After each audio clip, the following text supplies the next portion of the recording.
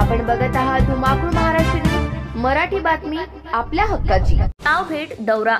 हिंगोली लोकसभेची रणधुमाळी सध्या सुरू असून यामध्ये सध्या 33 उमेदवार निवडणुकीच्या रिंगणात उभे आहेत। यांपैकी एक उमेदवार माननीय श्री नागेश पाटील आष्टेकर यांच्या प्रचारार्थ माननीय भाऊराव पाटील गोरेगावकर व तसेच जिल्हा उपाध्यक्ष काँग्रेस कमिटी तथा विद्यानिकेतन माध्यमिक शिक्षण प्रसारक मंडळ कोळसा अध्यक्ष भास्करराव बेंगाळ साहेब व जितू देशमुख, केशव कापसे, मदन शेळके, प्रकाश पाटील, वटकळीकर, साहेबराव मस्के, सरपंच जगन्नाथ कोटकर, शंकर कोरडे, उमेश कोटकर, भानखेडा, कवरदडी, अप्पाराव कुंदगे, पंडित भाऊ, राजू भाऊ, गजू भाऊ, लक्ष्मण भाऊ यांच्यासह काँग्रेस पक्षाचे कार्यकर्ते व काँग्रेस पक्षाचे पदाधिकारी यांनी सेनगाव तालुक्यातील कवरदडी, भनखेडा, मळसापूर या गावांमध्ये भेटी देऊन काँग्रेस व महाविकास आघाडीच्या कार्यकर्त्यांशी चर्चा केली व नागरिकांशी संवाद साधलाय।